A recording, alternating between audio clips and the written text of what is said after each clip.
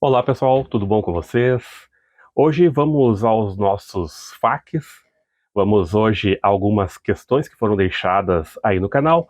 Algumas delas até já faz algum tempo, mas eu, como estava com o meu computador estragado, não estava conseguindo fazer as gravações, né? Apesar que eu gravo no celular, mas é que eu gosto de gravar e às vezes editar alguma coisa ou outra. Então aí preciso do computador para isso. Então por isso fiquei algum tempo sem poder fazer. Mas vamos lá. A Julie Brasil, vamos começar pela Julie Brasil, há 9 dias, ela fez a seguinte questão. Uh, Já tive sonho lúcido, fui em um lugar que eu queria ir ver uma pessoa que não via há alguns anos. E vi uma situação lá e depois de um ano encontrei uma pessoa que trabalha no edifício onde fui. E perguntei pela tal pessoa que vi no sonho, e ela me falou exatamente o que eu tinha visto no sonho. Achei incrível. Guilherme, isso não é um sonho lúcido futuro? Me explica aí, por favor. Então, uh, vamos ver se eu entendi. Você teve a experiência que viu acontecer determinada coisa, encontrou determinada pessoa, e depois você confirmou o que você tinha visto, um tempo depois você confirmou o que tinha visto com alguém do local, né? Se eu entendi direito, não tem relação com o futuro, tá? Mas sim com uma projeção realmente. Você esteve no local, encontrou a pessoa e então viu determinadas coisas e depois teve essa confirmação. Ou você eu estou tentando entender a tua mensagem, tá? Ou você teve a experiência e posteriormente essa experiência foi relatada exatamente por essa pessoa que você está falando. Eu não entendi muito bem em qual sentido ali que ficou a pergunta, mas o importante de tudo é que realmente é uma experiência fora do corpo, tá? Você pode até não ter estado consciente no momento da experiência, tá? Você estava meio que sendo levada, vamos dizer assim. Falo isso porque talvez você tenha tido mais a lembrança da experiência, porque você confunde um pouquinho ali com a questão do sonho lúcido, né? Então talvez você não estava tão consciente. No entanto, a gente traz esse tipo de lembrança e acaba então tendo aí as comprovações de que a experiência ela é real, que ela acontece mesmo, né? Como você pode comprovar por si mesma que a experiência ela é real, indiferente de se a gente chama de sonho lúcido ou de viagem astral, né? O que importa é a experiência. Então, realmente muito legal, né? Legal mesmo que você teve essa experiência e essa comprovação para você mesmo. Outras pessoas também mandaram aqui relatos que tiveram sucesso nas práticas de viagem astral, me relatando aqui algumas viagens astrais, através das explicações dos métodos que a gente trouxe aqui para vocês. Isso me deixa imensamente feliz, porque mostra que o canal está sendo útil para o despertar de algumas pessoas, e esse é o meu grande objetivo. Eu estou com este canal justamente para auxiliar que as pessoas tenham esse despertar para a realidade espiritual, conheçam mais a realidade espiritual, e a partir daqui elas vão então buscar mais aprofundadamente sobre o assunto, e não só sobre o assunto, porque a projeção astral, como eu sempre digo, ela não é um fim, ela é um meio. Então, ela é uma grande ferramenta, né? Então, a partir dessas experiências que vocês estão tendo, da comprovação de que existe algo além desta matéria densa e física, que aí vocês vão buscar estudar mais, vão conhecer Espiritismo, Rosa Cruz, Gnoses, enfim, o que vocês se sentirem mais aptos, se sentirem mais confortáveis para trabalhar. Tem gente que prefere trabalhar com a egrégora Rosa Cruz, outros preferem a espírita.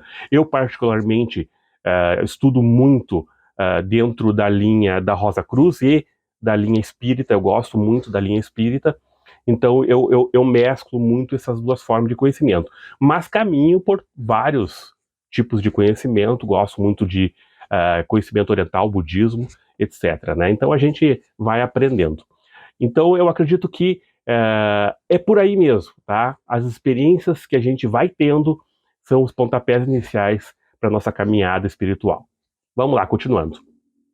Gostaria também de agradecer a todas as pessoas que deixam aqui, sempre que vêm dar uma olhadinha nos vídeos, deixam ali uma mensagem agradecendo, dando força. Isso é muito bom, pessoal, porque faz com que a gente se sinta impelido a fazer mais vídeos, a continuar esse trabalho, né, a se dispor a tirar um tempo para isso, né, dentro deste mundo atribulado também, né, eu sou uma pessoa que eu gosto muito de ler, de estudar, então eu estou sempre lendo, estudando, e aí eu tiro um tempo ali para poder fazer esses vídeos, né? Então isso acaba estimulando muito a gente.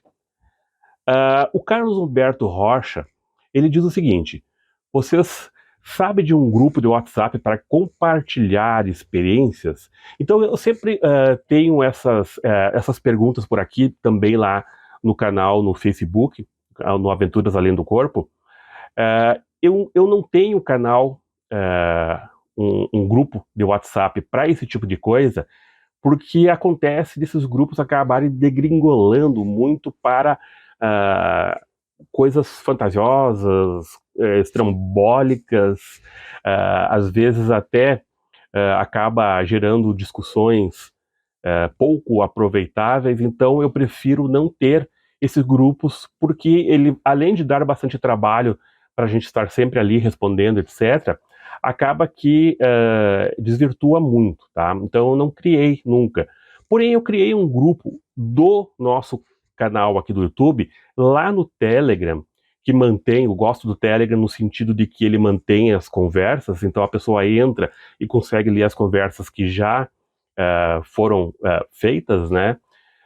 Então eu mantenho o grupo lá justamente para o pessoal conversar, trocar uma ideia, dizer algumas experiências, etc. E aí eu mantenho um controlezinho um pouco maior lá dentro daquele grupo, evitando que tenha discussão, que tenha propagandas, etc., né? Então, algo semelhante ao que você está perguntando aí no WhatsApp, eu tenho lá no Telegram, só que lá eu tenho um controlezinho um pouco maior, tá?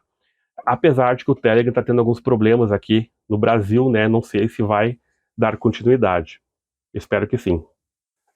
O Cedric Marcelo Augusto Ayala Bravo perguntou o seguinte: Professor Guilherme, é possível provocar uma saída do corpo consciente ou não, uma projeção astral durante o dia, sem estar cansado e nem com sono?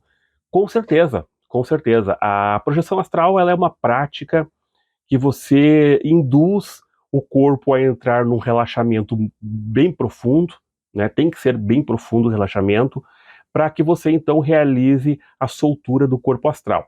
O corpo físico, ele, digamos que ele normalmente ele dorme, né? Para acontecer essa saída do corpo, mas a consciência não precisa dormir.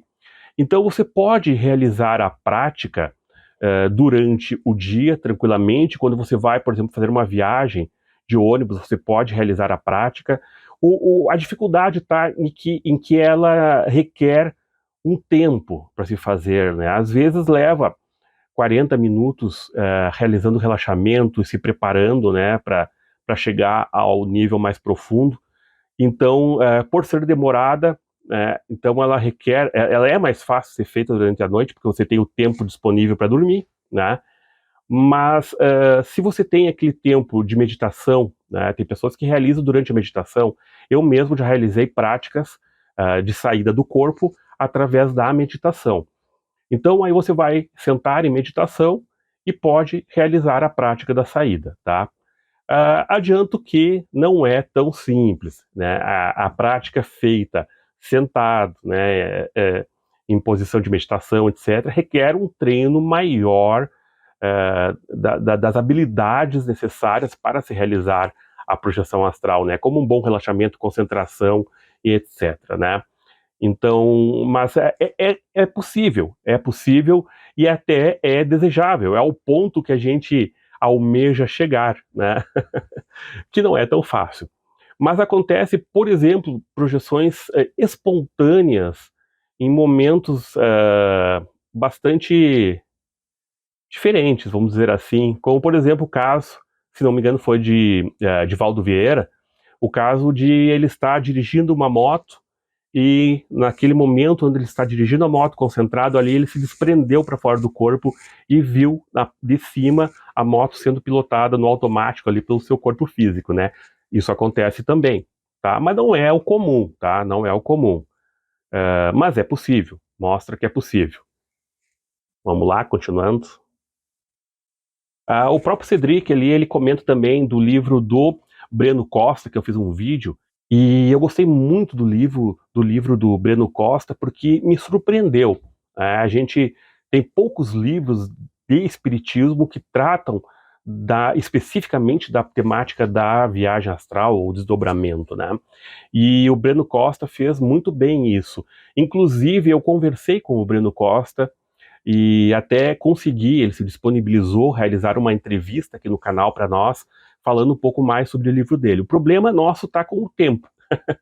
Ele tem pouco tempo e eu também já não tenho muito tempo, então a coisa fica um pouquinho difícil. Mas nós vamos aí disponibilizar essa entrevista assim que for possível, tá? O Cedric falou também que ele não conhecia, né, e sendo espírita foi algo que ele sentia falta. Você tem razão nos seus comentários no atual vídeo, muito boa a sua síntese sobre este livro. Eu me sinto mais confiante na área espírita devido a que está mais ligada com o Mestre Jesus. Obrigado. Então, eu acho legal, né? Como eu disse antes ali, eu tenho uma afinidade grande também com o Espiritismo, gosto muito. Discordo de algumas coisas com o Espiritismo, mas isso é normal e é salutar, né? A gente tem algumas discordâncias, não aceitar tudo, né? Mas eu acho o Espiritismo fantástico. Tem muito ensinamento bom e digamos que a doutrina que melhor nos dá um entendimento sobre essas questões da vida após a morte, etc. Né? Então eu realmente gosto muito do Espiritismo também. Vamos lá, tocando. O Daniel Vilela, há 3 semanas atrás, ele fez um comentário no meu vídeo Somos Obrigados a Reencarnar, onde eu falo sobre essa questão da reencarnação e dessa obrigatoriedade da reencarnação, tá? E ele fala o seguinte: a verdade é relativa de acordo com a consciência de cada um, mas nesta matrix do esquecimento se evolui pouco ou nada, uma vez que fomos capados de nossa conexão e poderes espirituais.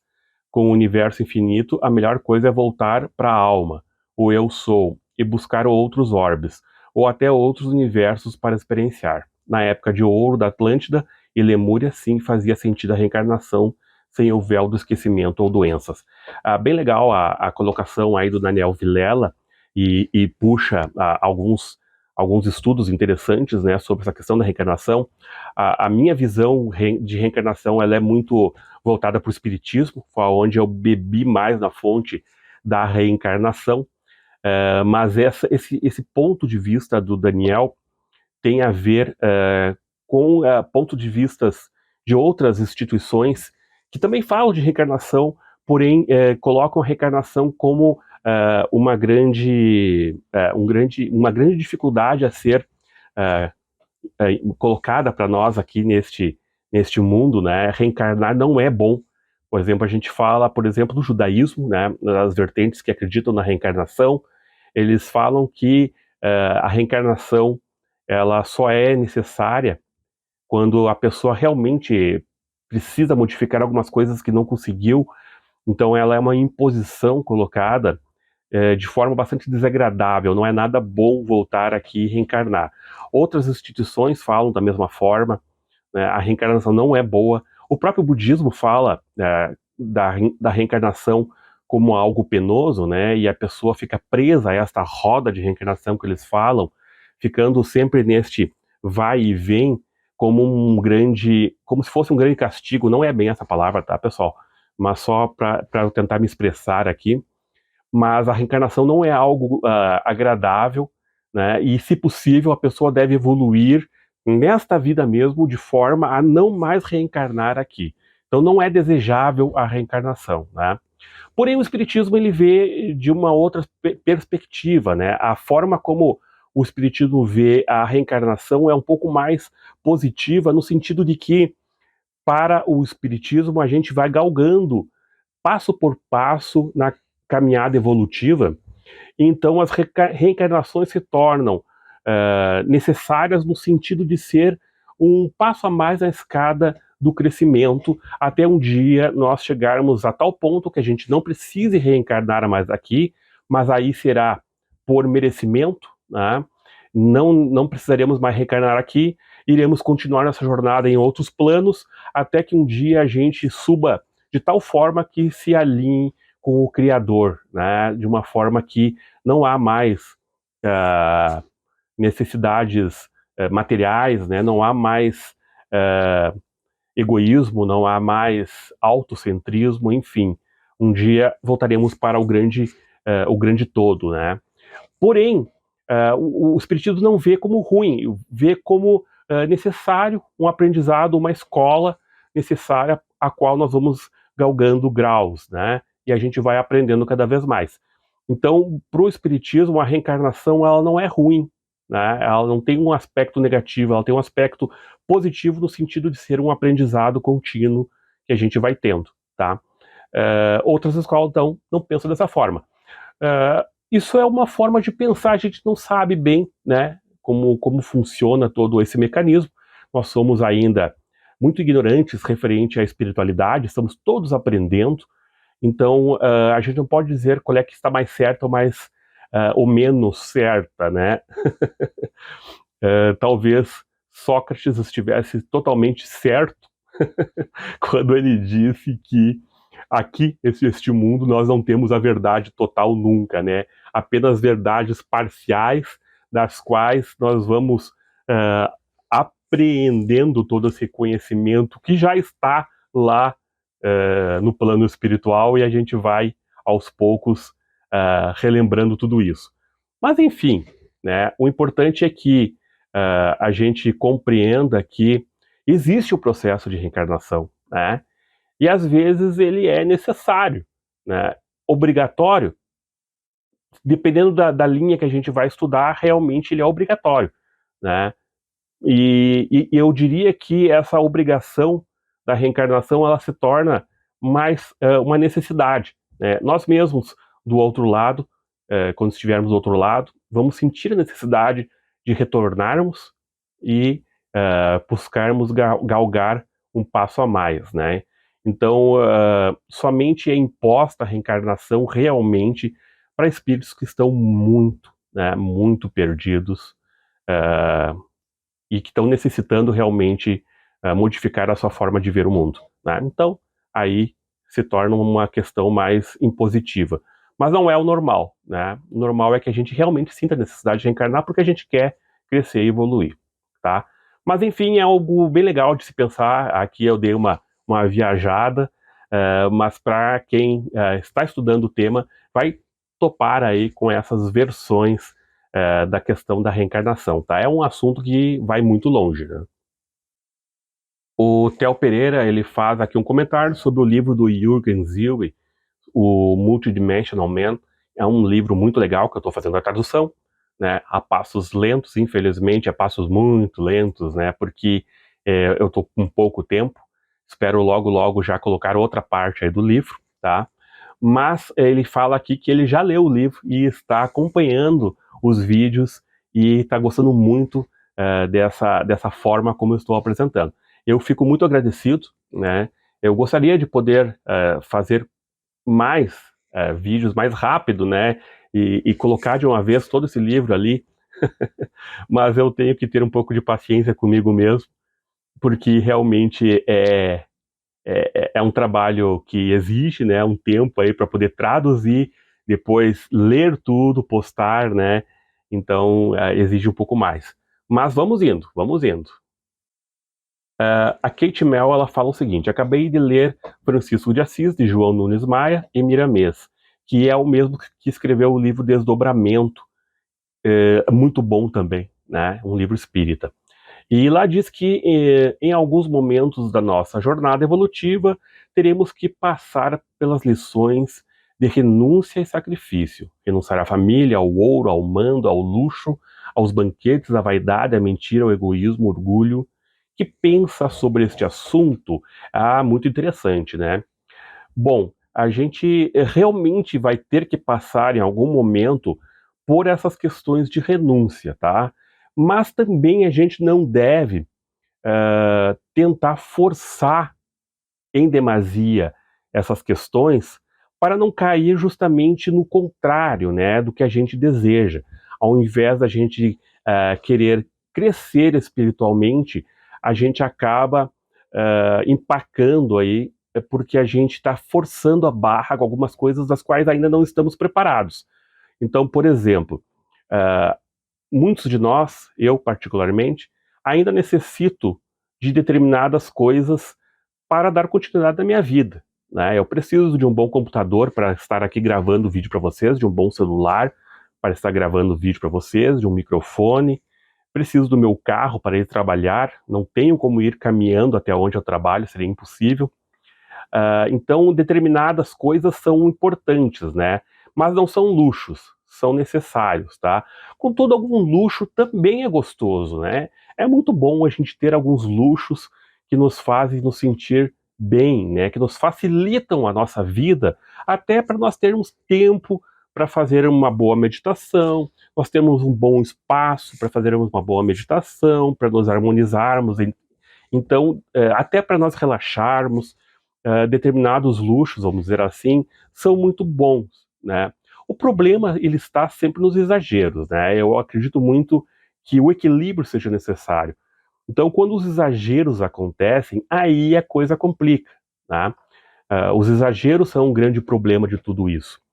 Então, eu acredito sim que aos poucos nós vamos nos dando conta do que a gente está carregando em excesso, que não é necessário. É importante que a gente tenha em mente que a evolução vai acontecendo gradualmente, né? E aos poucos a gente vai se dando conta do que é necessário e do que não é necessário. Por exemplo, renunciar à família, né? Eu não consigo renunciar à minha família no momento. Agora, se eu tiver que partir deste mundo agora, neste momento, e for inevitável, eu vou passar para o outro lado com a tranquilidade de saber que eu preciso estar bem do outro lado para conseguir auxiliar minha família aqui, mas ajuda quem não atrapalha. Então a gente tem que ter o desapego de compreender que certas coisas são necessárias. Se por um acaso agora eu perder todos os meus livros, que eu amo os meus livros, eu não posso entrar em uma depressão por causa disso, né? Eu tenho que compreender que são coisas externas das quais eu não vou levar, né? E são coisas externas que são necessárias para o meu estudo, para o meu aprendizado, mas que terei que deixar para trás em um momento ou outro, né? Então, não adianta eu me apegar a eles.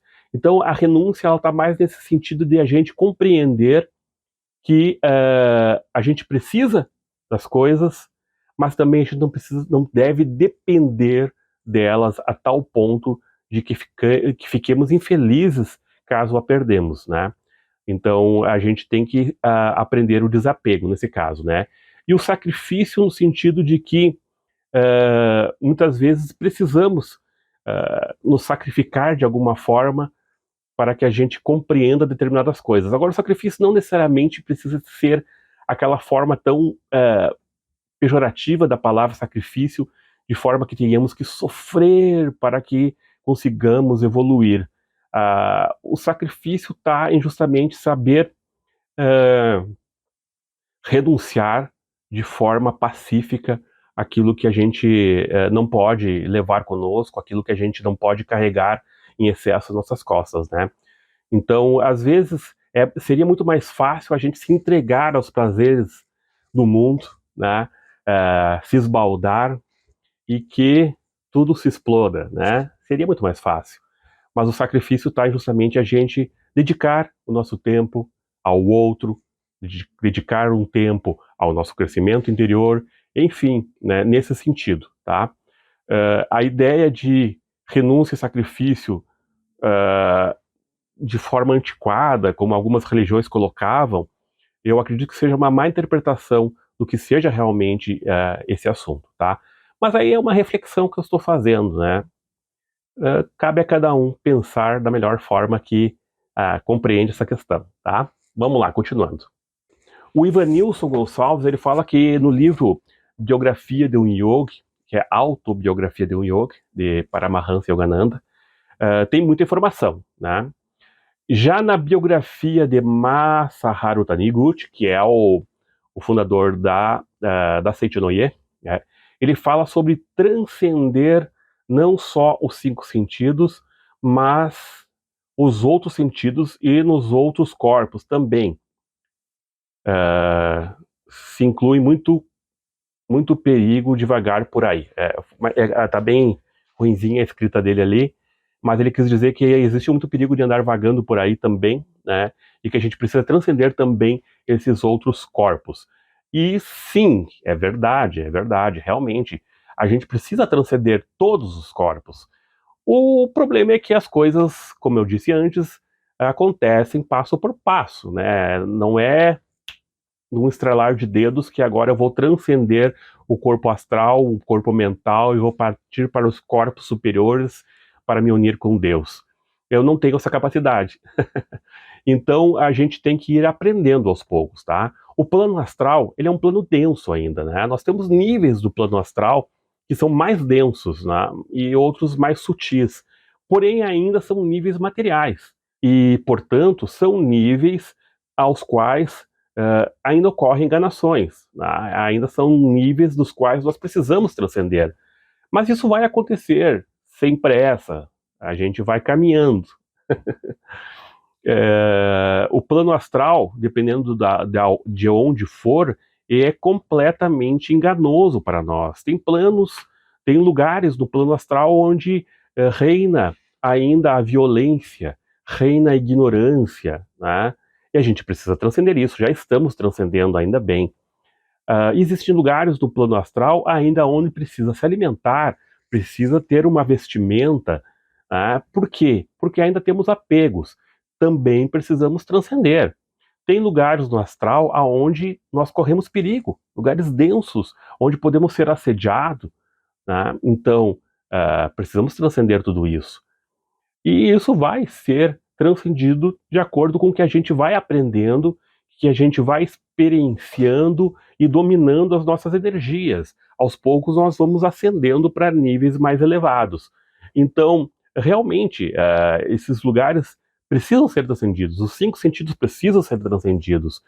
O plano astral precisa ser transcendido. Mas a gente precisa conhecer antes de querer transcender, né? A gente não vai dar saltos quânticos dos quais a gente vai sair agora aqui desse plano que nós estamos, e nós não estamos aqui porque somos grandes seres evoluídos. Nós estamos aqui por algum motivo, pode ter certeza que não são dos melhores. E nós temos que aprender a galgar um pouquinho mais à frente, até que então a gente não precisa nunca mais reencarnar aqui e vá adiante, né? Mas isso é devagarinho, tá? E, por fim, ficamos por aqui. Acho que abrangi todas as perguntas que estavam por ali, né? Talvez não tenha visto alguma, acontece. Às vezes algumas perguntas ficam dentro de outros tópicos de perguntas e eu acabo não vendo, tá? Então, qualquer coisa, vocês refaçam aí as suas perguntas que eu irei responder com muita gratidão e com muita vontade de trazer um pouco mais de esclarecimento de acordo com o meu conhecimento. Lembrando que não sou o dono da verdade, estou aqui dizendo o que eu entendo da verdade momentânea. E vamos aprendendo juntos, né? Fica então aqui este vídeo, espero que tenha sido agradável, espero que tenha sido proveitoso e que todos tenham aprendido um pouco mais e principalmente que todos tenham tido vontade de buscar mais conhecimentos sobre tudo isso que a gente fala. Um grande abraço, paz profunda para todos, até o próximo vídeo.